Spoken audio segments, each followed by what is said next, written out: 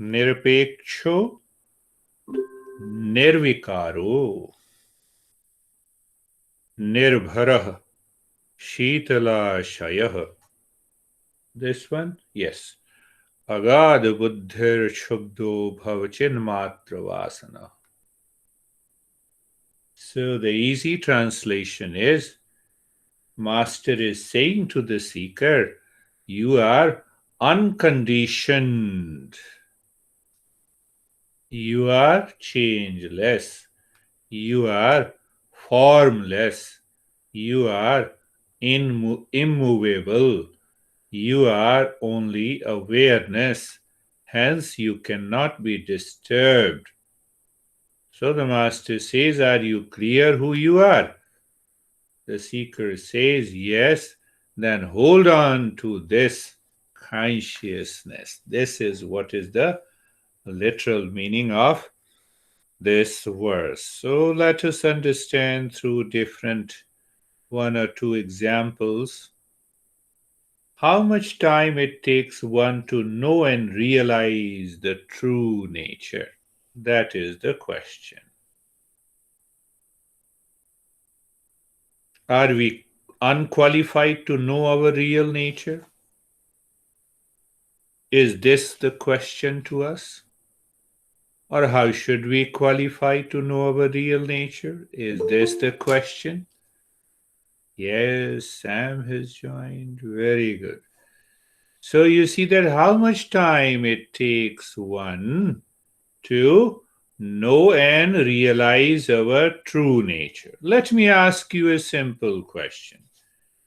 You have dogs in your house and they can attack. So what signboard you put before your house? Beware of dogs. Now you are coming from outside to your home. You also read that sign.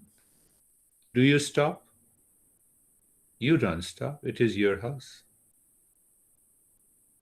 You enter simply inside the house. You know everything. That is the nature of our real self. It is my nature. It is me.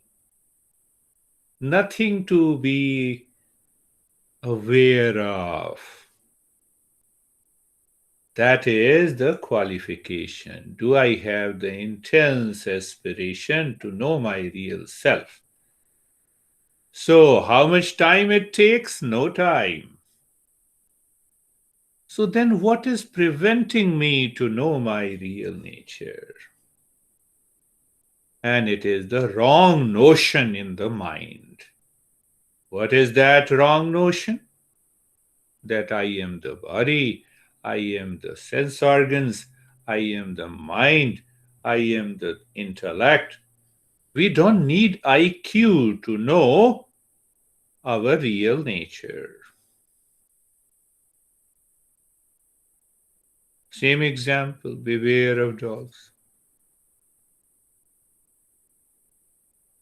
IQ cannot be a qualification to discover our real nature. Let us go a little deeper. He says, you are unconditioned, immutable, nirpeksho nirakaro, nirbharah, shitalashaya. That you, your real nature.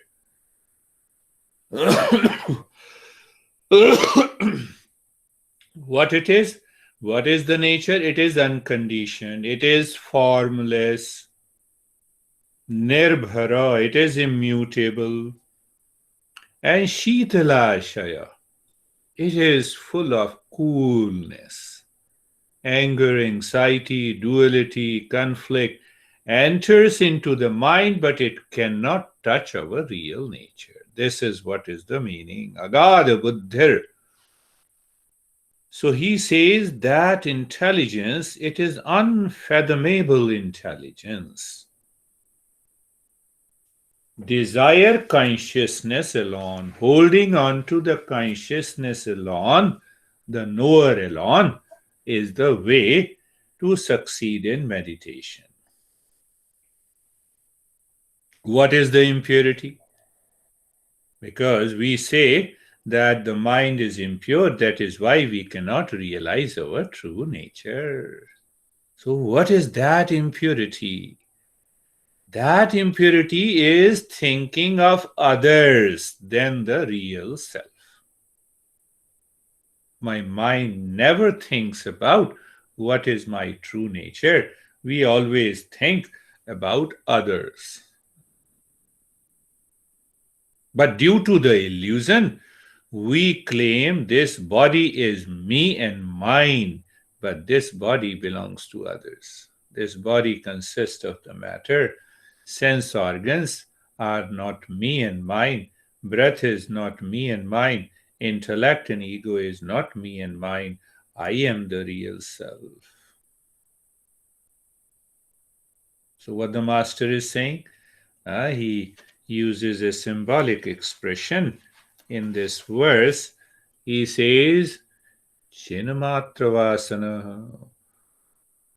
Let me hold on to the consciousness behind, sitting behind the mind, sense organ, body, and this world. The moment we are holding on to that consciousness in our thought, in our awareness, we are in the state of meditation. We don't need to practice.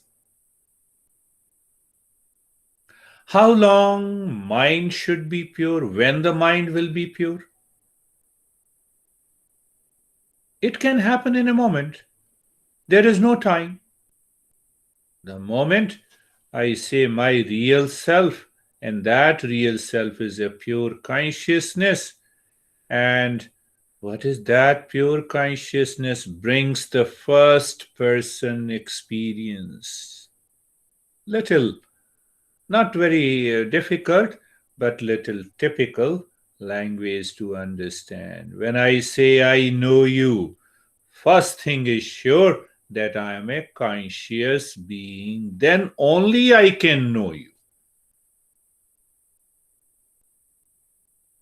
So we hold on to that consciousness, leave I and you.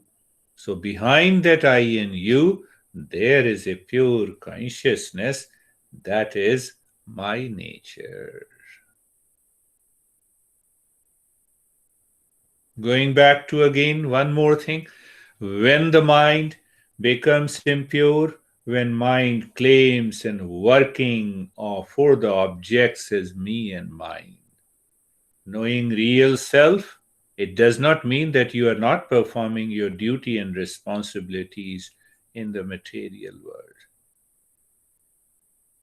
But you are aware that which is not me when the mind runs after it.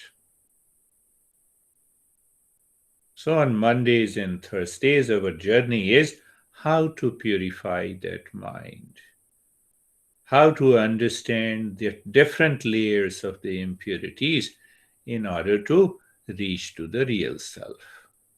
So here the master is saying it's a different approach. Here the master is saying the moment I become aware of that consciousness which goes through the mind, creates I, my, me, mine, world outside. Hold on to that consciousness, and when you hold on to that consciousness, you are already there. We need to do practice. We need not to do any practice. So what happens? A layman listens to this and he says, no, I need not to do any practice. What happens to him or her? He builds an ego sense. It is the same mind that creates an ego sense which says, no, this beard guy says I have to do nothing, so I have to do nothing. I remain lethargic. I seldom think about the real self, and I fall back into the impurities that causes suffering. It is in between it. Have you seen the pendulum? You leave, you push it at one corner and leave it. So it moves to the pleasure, and then pleasure moves to the pain. Pain moves to the pleasure. Pain. What the master is saying, hold on to the consciousness in the middle. Neither this nor that. Neither this nor that. This is also impurity, and that is also impurity. This is what happens when we say, oh, you need not to do anything, you are pure. Then when I'm already pure consciousness, then why should I do it? That is not the problem. Problem is, do you recognize it? Do you know it? Do you live in it? Do you think, live, and work with reference to the pure consciousness or not is the question. We work with reference to our ego, our preferences, our desires, our clinging. So when I work with my clinging and bondage, it causes the impurity in the mind first, followed by the problem and the suffering.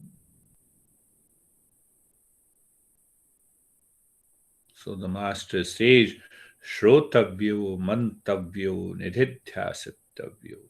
I have to listen to this principle again and again and again until the mind reaches to that state. I have to contemplate again and again and again during the day, not only 1 hour weekly. And the moment you contemplate and reflect on it, the time comes that mind throws out all the impurities and we are there. So he goes beyond all the practices. He says, understanding, knowing it, throwing out the wrong notion created in the mind, and see from the other point of view. We talk of permanent happiness. For how long we are seeking happiness?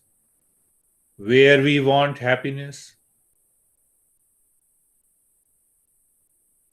Everywhere. Not only in relationship, also at home, at work, before sleep and after waking up, during all the activities, during our relationship, where we want happiness, everywhere.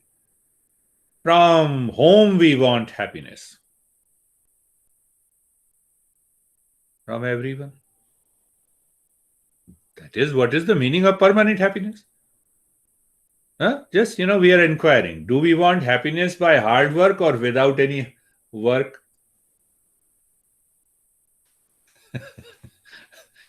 So you may have different answer. Do we want happiness by hard work or without any work nature? Do we want happiness that we should know or do not know? Do we want happiness always near us or too far? Do we want happiness forever? So, when you answer all these questions, then what is the common element? Find out. The common element is I, and that I is my real nature. And that real nature is full of continuity of happiness. Because if I'm not present here, how can I be happy?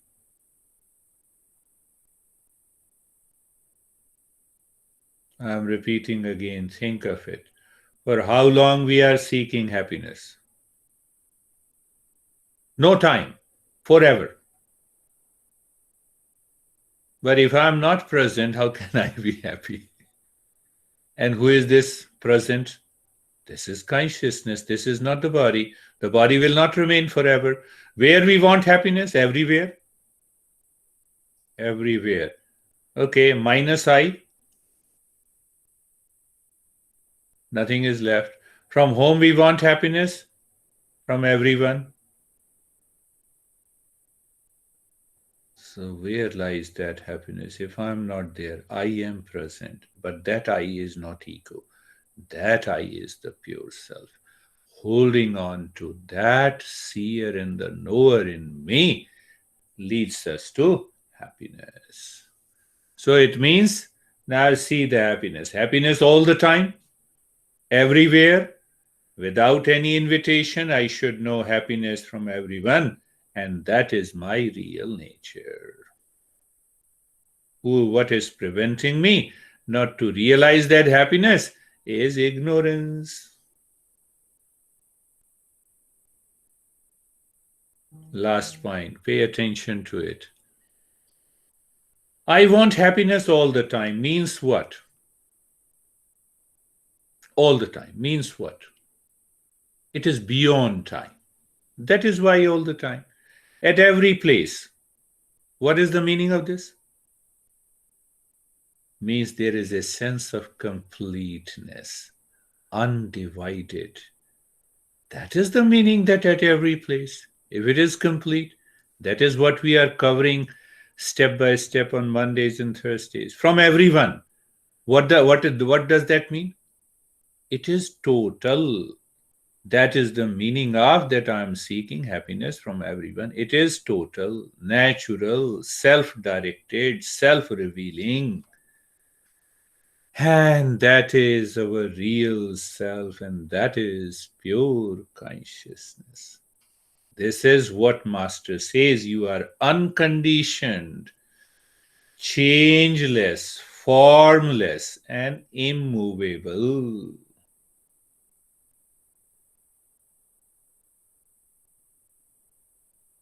This is what the Master is guiding to the seeker.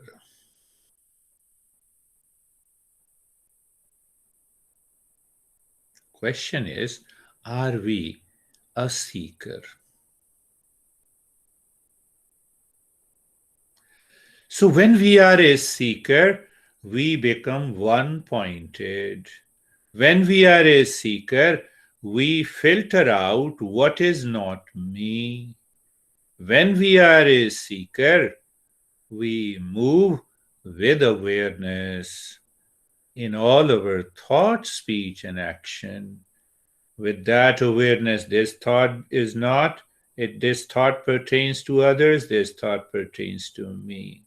The moment we are living into that awareness, we are in the state of meditation.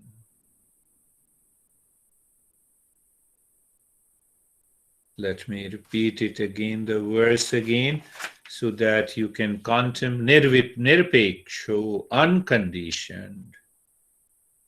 Master is saying, you are unconditioned. Come on, realize it, see to it. You are immutable. You are formless. And you are the coolest. You know, we talk in our country, how cool you are. So, how cool. Are we really cool with reference to consciousness or with reference to desire? See that how, he understood the meaning of cool more than 3,000 years ago. Now we are using how cool you are. Ask yourself, am I cool? Forget about others. Unfathomable intelligence and undisturbed. Hold on to that consciousness. That will take you to awakening. That will take you to realization. That will help you to realize your true nature. And one thing is sure, the moment we awaken to our real self, it is irreversible process. It cannot be reversed. So ask yourself, can that be reversed? It means you are not there yet. You may claim you have understood, you are not there yet. While sleeping, before going to sleep, after you wake up, in all the activities, in every thought, speech, and action, that you are aware that knower is behind working, unattached, formless. That is what meditation is. So let us start our journey of meditation. We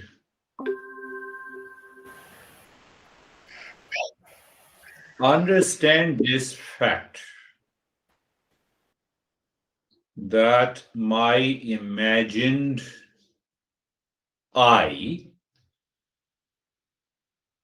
or that I would rather put it that way, that I imagines to be happy in the world outside. And that imagined I thought that I will celebrate birthday, everyone will be around me, but I do not have control over the world outside. No people. The world is constantly changing.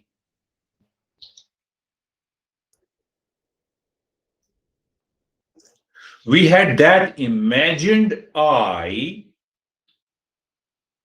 as we grow. So that I, imagined husband, imagined wife, imagined being rich, imagined being, you can add Ferrari,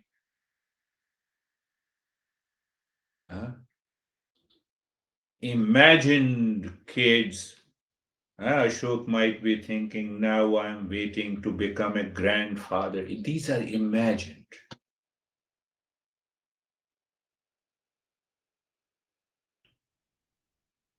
So our master says that we must have the knowledge, right knowledge, because this is imagined knowledge, and this imagined knowledge is the cause of ignorance. That is why we say satasangatve. I'm repeating it again so that it goes into your head. Even if it doesn't go, it's okay, but it should go. What is that? Satasangatve, constant learning from the teacher, constant learning from the teacher should, learning and listening leads to detachment with the imagined I. That imagined I now no longer imagines that happiness is outside. Simple thing. If I become a husband, I will be happy. How many husbands are happy? Well, that includes how many wives are also. Imagine. See, think of this thing. So, Master prompts us, invokes us, motivates us, inspires us. Oh, let us think. Don't put the imagined I in day to day living. That is why we have to listen and learn daily and daily and daily and until the mind. So, what happens? The master gives this verse that satsangatve nisasangatvam. Listening and learning drops that imagined I and it results into detachment. So once the mind is in the state of detachment, what happens? It drops the delusion. What is that delusion? What is that delusion? That delusion caused by the imagined I just said. I will be happy. I will be happy with a situation, with a person, with a designation. It is not possible. So that delusion goes away. And the moment that delusion goes away, your mind is empty. The mind is naturally steady. So we are studying this text. It demands, it says no religion, don't bring any cult, don't bring any dogma, don't bring any practice, no belief. It is only a matter of self-inquiry. Inquiry into our real self, listening with these small principles and reflecting on it, and awakening to knowledge and clarity. The moment we awaken to that knowledge, we are already there. So, what happens after listening? Contemplation is required. Why? Let me express in a different way. By reflection and contemplation, the knowledge is internalized. Knowledge is internalized. If it is not internalized, the mind will push us again to the imagined I.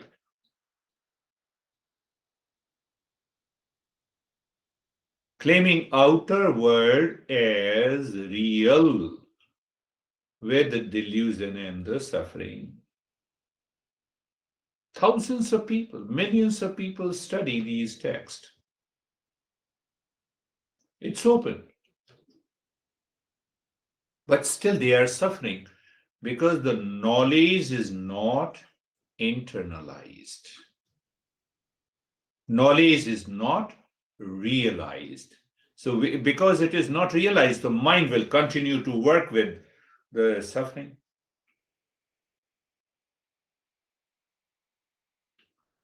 When women on Thursday's session, no, the other session in New Jersey, she said that, I started working on detachment and I became very sad and lonely. So that imagined I keeps looking in the mind. That is working in the mind. And outside, no, I don't talk to you. Husband is false. I said, did you say to your husband that you are false? Come on. Come on, you have to remove that imagined I in the mind.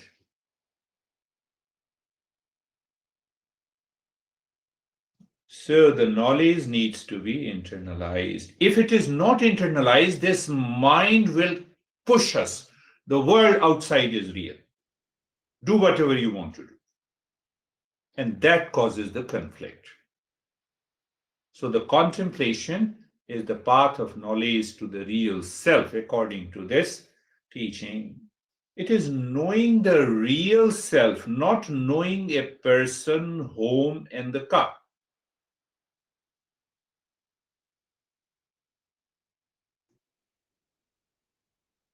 We want to, or we think that if the way we know the car, honey, we can know the real self. No, it is not possible. Why? Ask the question, why? I know you. I know this remote. Can I know myself the way I know the remote?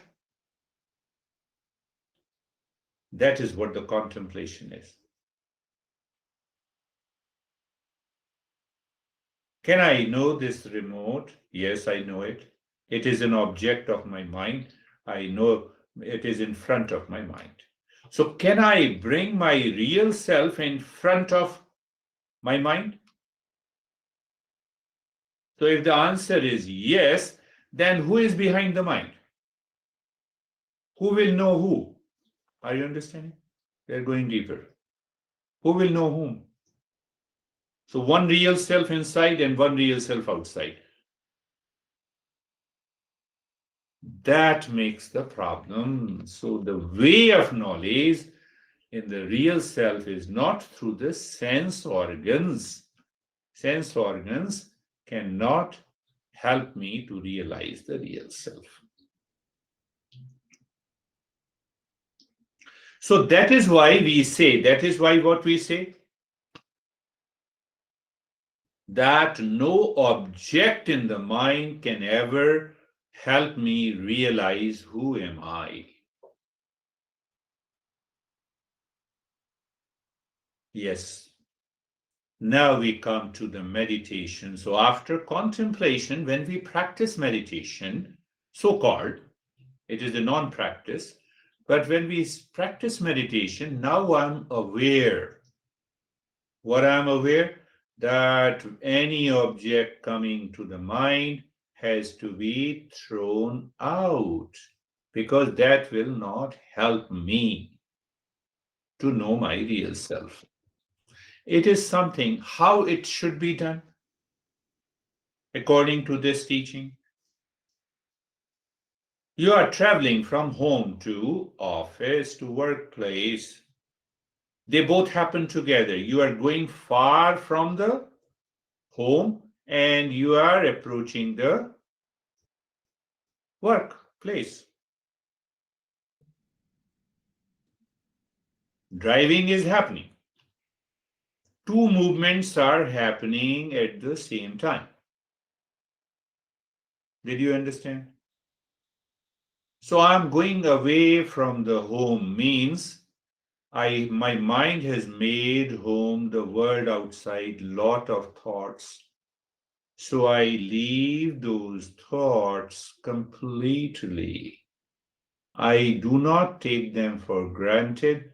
I say, whatever the thought coming to my mind, I'm not at all concerned, because any thought cannot help me to know my real self. It's a firm conviction.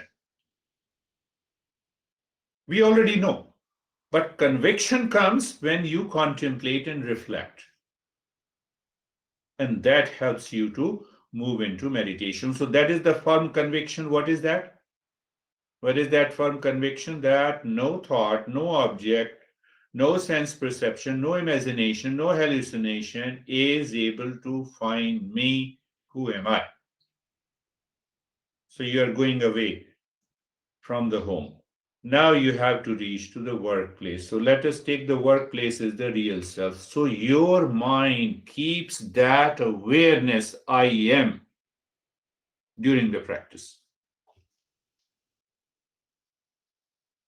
That is what we do. When we are driving to the workplace, the mind keeps that awareness. I have reached office. Sometimes you take a ramp, oh, I did the mistake. Let me return. Huh? Is it not happening? Huh? Has raised a hand, open queue. Kate, why you have raised your hand? Because I'm confused. In my mind, I'm confused. I could never associate the workplace as going to the real self. I could potentially associate home with coming to the real self, but I don't know that I could associate going to work as being real. Does that make, whatever? It doesn't compute to me. In other words, I could consider driving home as going to the real, but I don't. When the metaphors, examples are taken as a reality, it is also imagination. So it is I get that.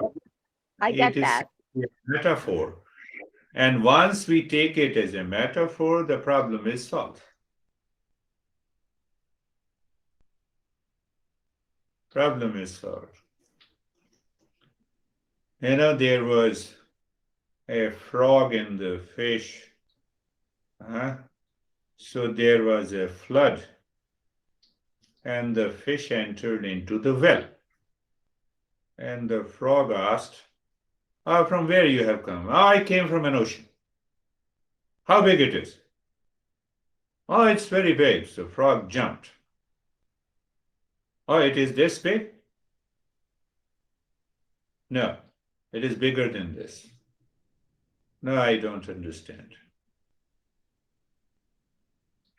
I don't understand. So what happened? Again, the flood came and the fish and the frog they were pushed into an ocean.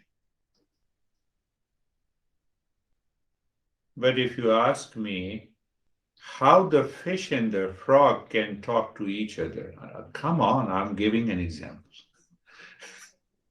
I'm giving you a metaphor. Either you take home or you take workplace, you take it. Metaphor. So first, there are two things. Let me agree with you, Kate. Where is the problem? You are driving from workplace to home. You have to understand the two movement of the mind. One movement of the mind, it is not at all concerned about whatever the thoughts, perception, imaginations, feeling enters into your mind. You are not touching that. But your mind is holding either the thought and awareness of who am I. Once that is done, you will enter into meditation.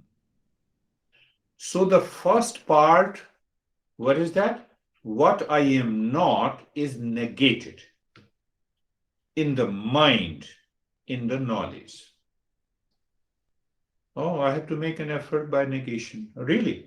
You have to make an effort by negation? Really? No. You are simply aware. You are simply aware.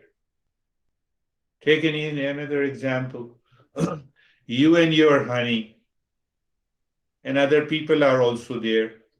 Do you make an effort to recognize that, here is my honey and they are not my honey? It's a matter of awareness. So when there is a conviction that any object does not contain the property of peace and happiness, this wandering mind does not has any meaning. Mind is wandering only to seek peace and happiness outside. Did you get it? We are going deeper and deeper. So now only thing is left, only occupation for the mind is left. Who am I? The mind keeps there, mind is there, mind is there, mind is there. And in that mind is there, that mind merges with the pure consciousness and you have the meditation. Understand from a different perspective. Now ask the same question, how long it takes you to reach from home to your workplace or from a point A to B. So we have a distance, we have a time.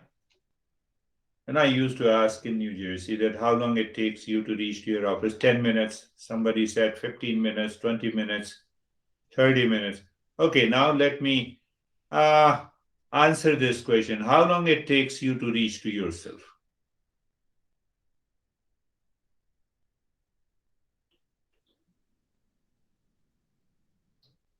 Some people said, infinite time. Come on, where are you? You are here and now. You are here and now. So who is that here and now? Is it imaginative I with a delusion? Or you have emptied that imaginative I, then it will not take the infinitive I. Then what happens? How long it takes me to reach to myself? No time, no space. I am here and now. So that conviction through the contemplation results into meditation that I have found the real self.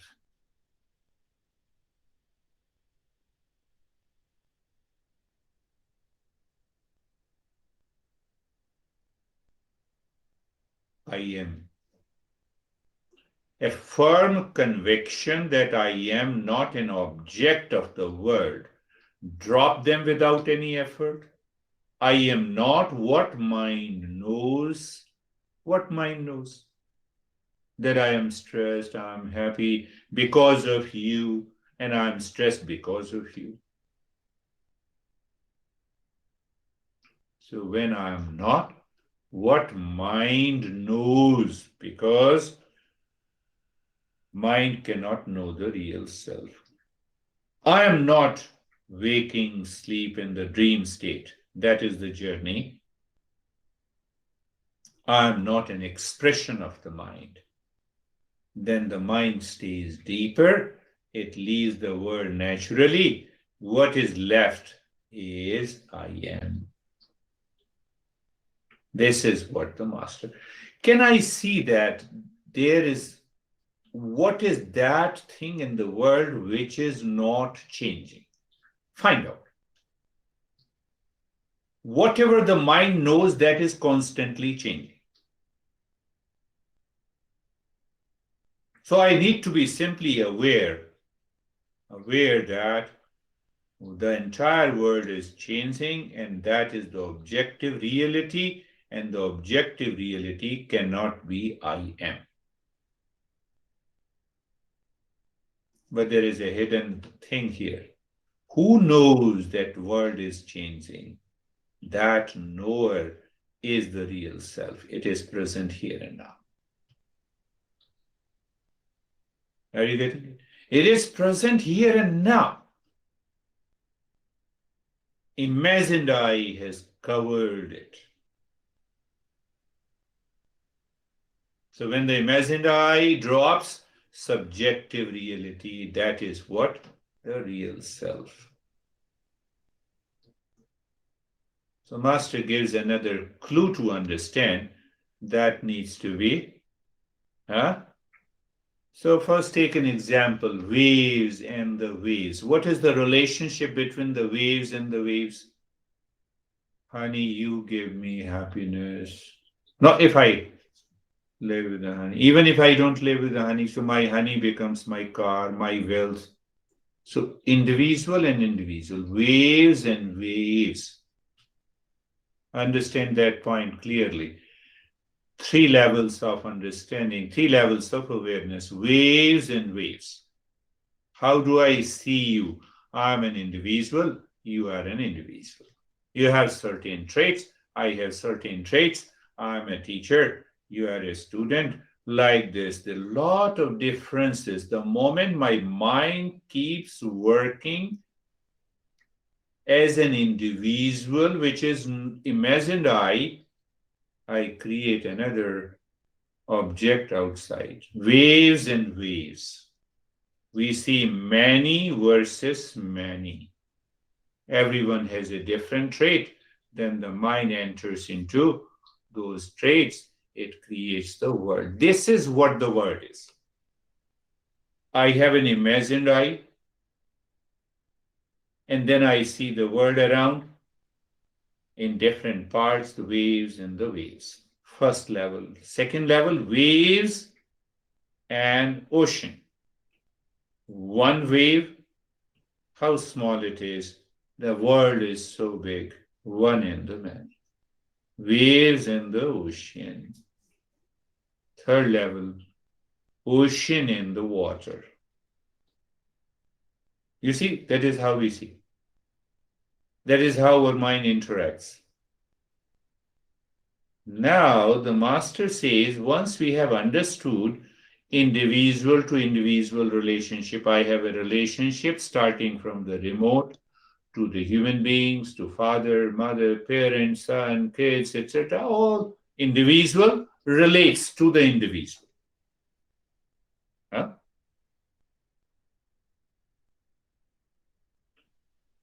Is it true or not? Now the master asks questions. Is wave true? And the second question it asks, is ocean true or false?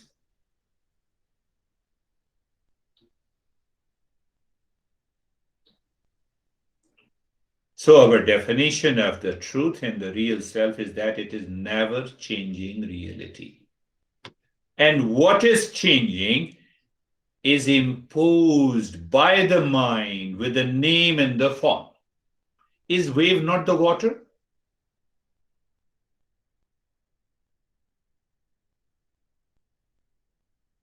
So when the knowledge is internalized, I see the water is nothing but the wave also, manifesting wave. Same way, the water is nothing but an ocean, and water is already water. I have found my real self. Are you understanding? So it's a knowledge part. First part of the knowledge, it is ignorance, waves versus waves. Individual versus individual. Or I imagine and then I relate myself to anyone. I relate myself to this individual. Then father and the son, two individuals, two waves. Yeah? Student and the teacher. That individual relates without knowing the reality. That is what the master says, waves versus waves. You cannot solve the problem of life because you are understanding the world at a very superficial level.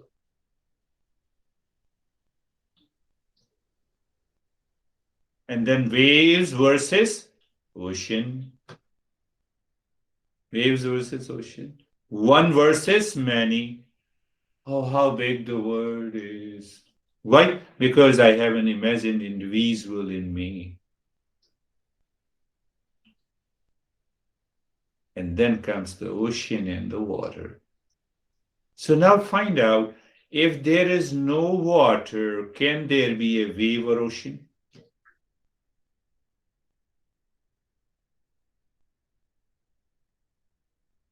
Can you create waves without water? Can you create ocean without water? So that knower is in us. That water is the real I, the pure consciousness, is the knower. The knower passes through the mind. Mind creates an imagination. Then I say I am a teacher. Where is the teacher? There is no teacher.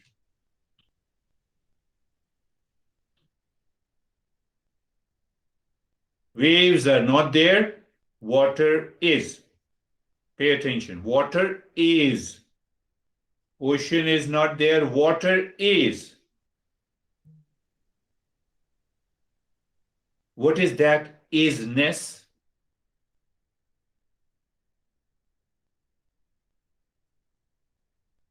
Let me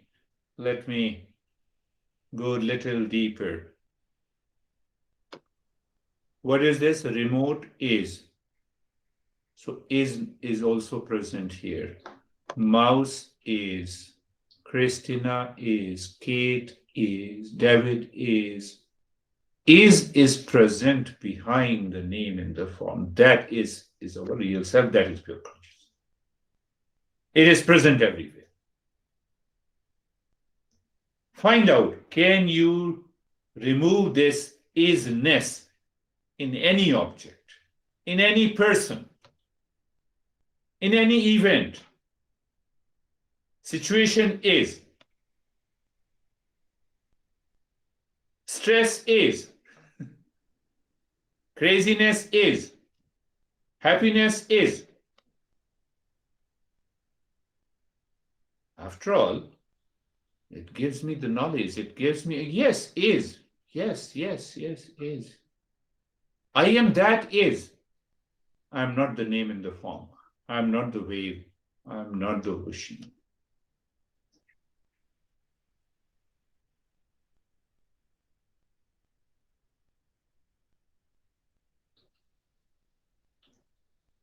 Did you get it? Mind will say, yes, I get it. But more and more contemplation is required. So once you have that isness, we find this isness is never changing. Now explore just in a one-liner that what is this isness? What do you mean by is? Isness is existence. Isness is a common factor. Christina is, Kate is, Sam is, Stephen is, David is, Jerry is, Brandy is. Oh, even the remote is, monitor is. Happiness is, stress is, anxiety is. So what the imagined I does? Imagined I says, anxiety is, that is why I am anxious. Don't you see I am depressed? So that depression is objective knowledge. I am not the object. I can never be the object. Do you see that? No, at least, you understand that. And then we contemplate. So we find that real self is here and now. And because isness is always there, it can never go away. Tell me, anything that you can use without is.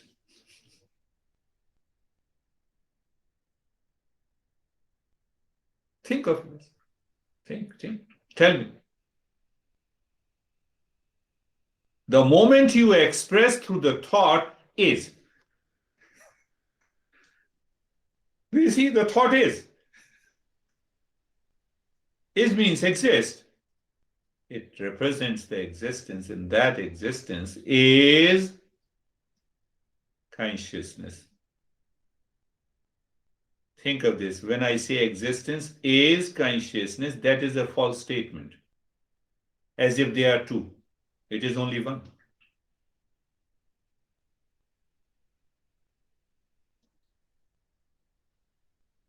Close your eyes. Close your eyes. Let us be there in that state. We are already there. Eyes are closed. This text, we on the West, when we say choiceless awareness, meditation, here and now, instant meditation. So all these words were coined from this text. So this text emphasizes on understanding. And understanding of what? Understanding of our real nature. So understanding of our real nature, first it means I have to study the Eastern wisdom, what is my real self and what is not my real self. But in order to study, I have to become a seeker. See that? So, in order to become a seeker, this master in the first chapter the seeker has asked the three questions. Do you remember the three questions when we started? So, how the dispassion is attained? One of the most important qualifications in the journey of awakening and meditation. On Mondays and Thursdays, we will understand deeply what exactly is dispassion. Patanjali also talks. So he asked directly the question, how dispassion is attained. So when you have that level of dispassion, which is a state of the mind, in that state of the dispassion, the master gives the knowledge of the real self. So when you live at the highest level of dispassion and the master is giving you the knowledge, at the same time, the meditation is also happens. Meditation also takes place. This is what the summary of it. So in the very first chapter, the master explains the very nature of real self. We have 20 verses in the first chapter. So he explains what exactly is the nature of the real self. Sometimes people get upset if I give their stories, but I will not tell you the name. So one student who used to receive lessons from me, and then came the lesson on dispassion. So normally in the literal teaching, it what they say, teaching is about renunciation, detachment, understanding the mind within. So I taught them that, all. So what he did, he went to his house and told his wife that I'm totally detached. Don't talk to me. So I'm now a monk. So his wife called me later. Sir, what did you teach him? He says that he is detached. So I was talking of the internal detachment in order to remove the wrong notion. But he took it, and then, so it is very, that is why we need to become a seeker. So, as we understand after the 20th verse, if you have understood it clearly, and if your intellect has absorbed the understanding, then what happens in the next chapter? Huh? The seeker narrates his experiences. So you have to align with the seeker, whether you live into that state or you are not living into that state. So let us take the 19th verse. Yathaiv यथैवादर्शमध्यस्थे रूपेऽन्त परिस्तक्तु तथैवास्मिन् शरीरन्ते परितः परमेश्वर. So if I literally translate, it means just as a mirror exists within and without the image reflected in it. I think you get it. So the real self exists inside and outside this body. He makes a very bold statement. He says, what is the idea in it? The image is in the mirror has no real existence. It appears and it disappears. No real existence. It is a reflected image. Huh? So it is merely an appearance. So only the mirror exists. So he says, Tathaivasmin. Similarly, only the real self exists. Body, mind have no real existence. But those people who are not a seeker, who do not understand what it means by the real and the unreal, they will leave studying this. They will stop the practice. So, real existence and unreal existence means the real existence means the thing and object remains as it is. Their time does not influence, the space does not influence. But the body is influenced by the time, body is influenced by the shape. So that is what we are talking of the unreal and the real existence. So what he says, they have no real, it is only by being superimposed on the self that they appear to exist. Just as the reflection cannot affect the mirror, so the body, mind cannot affect, influence, dictate the self. Now, if you relate this uh, verse with the state of dispassion, the mind is living into the state of dispassion. The moment sense organ perceives, mind experiences anything in the world outside, the intellect instantly, without thinking, separates the real from the unreal. In that state, meditation takes place. This is what the master says. So if we go back and if we pick up couple of the verses, so the master has given many practices. He said in the beginning, object outside is like a poison. Poison, huh? It restricts awakening. It prevents a meditative state. It means whatever I see, if that object creates an attachment, passion, then it is a poison. It doesn't mean that I see you, you are a poison to me, and you see me that I am a poison to you.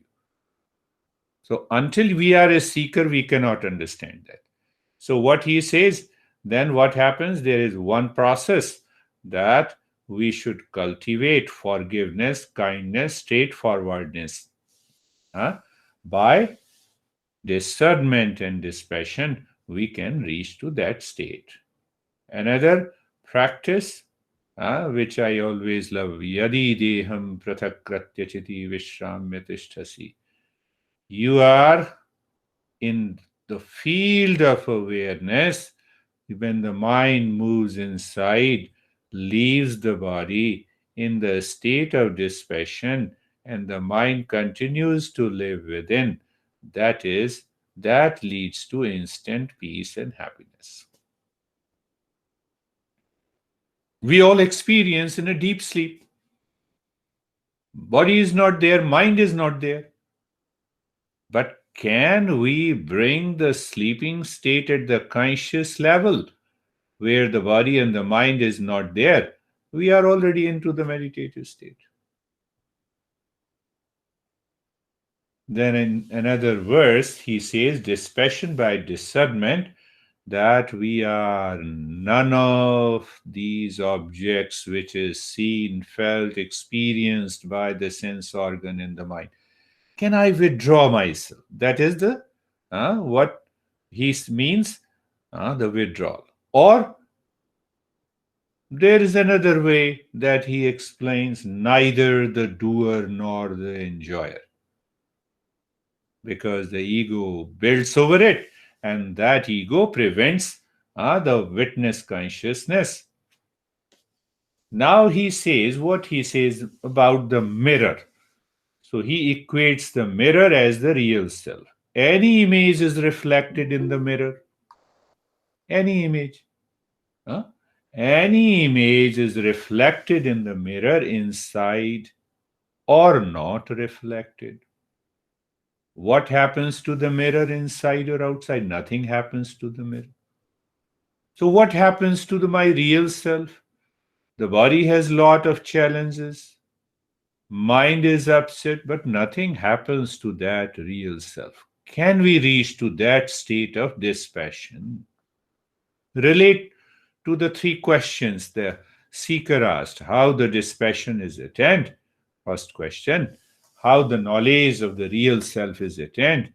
And then he asked how the freedom, awakening, or liberation is attained. So he is answering in the 19th verse. Then why to practice with eyes closed when we have a state of dispassion? That the next question comes. The real meditation, or when we reach to the highest state of meditation, we need not to close our eyes. We remain in the state of dispassion.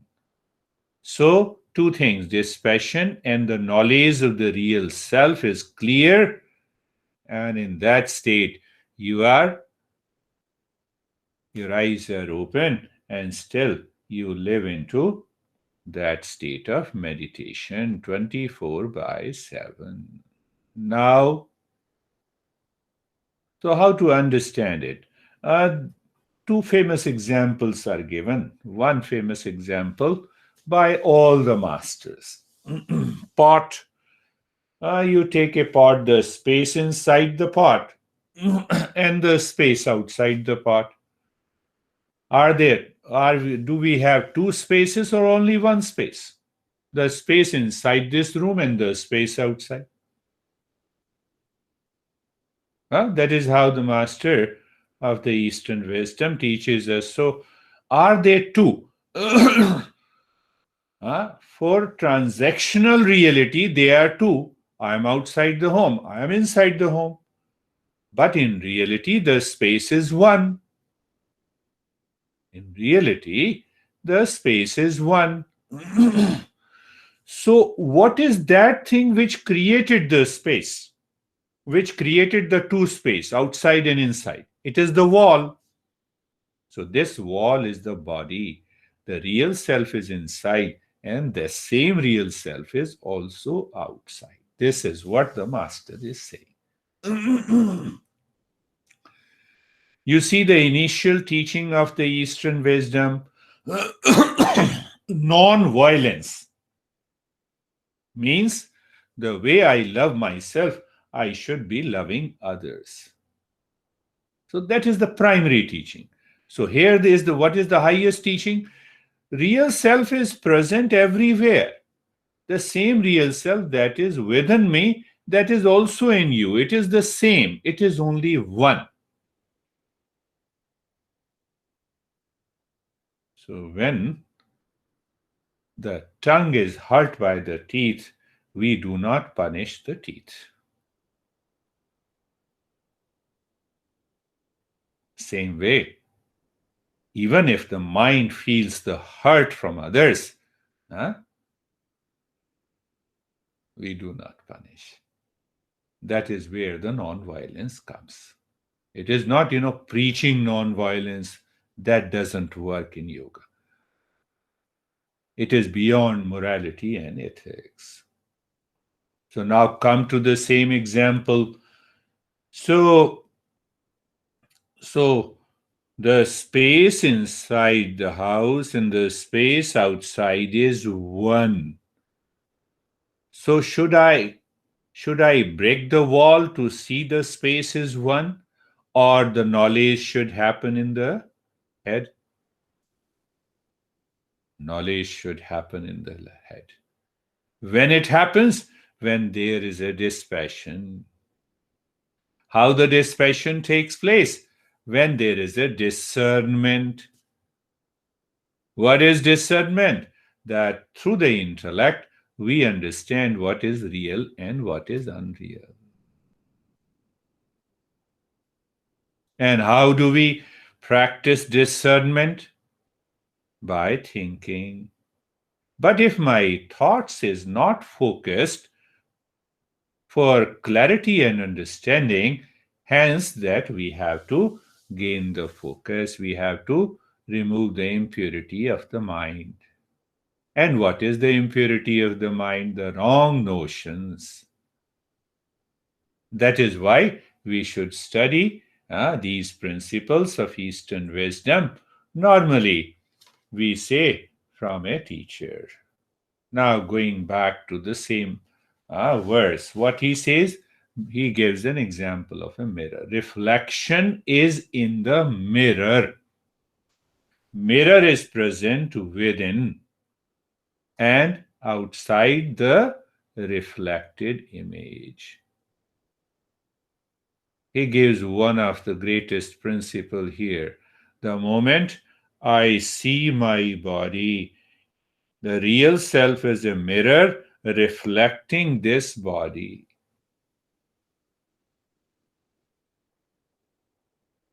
As you stand before the mirror, you see your reflected image.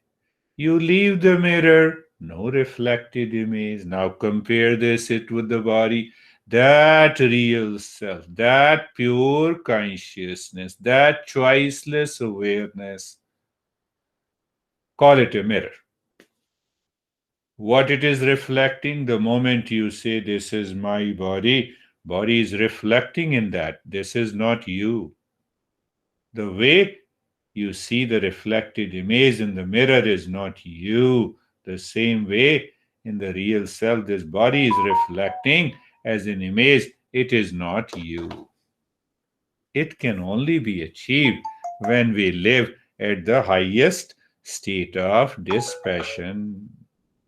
This is what the master is saying. So what he says, yathaiva यथैवादर्शमध्यस्ते रूपेऽन्त परितस्तु तसः तथैवास्मिन् शरीरन्ते परितः परमेश्वरः. So he says, he uses the word supreme self.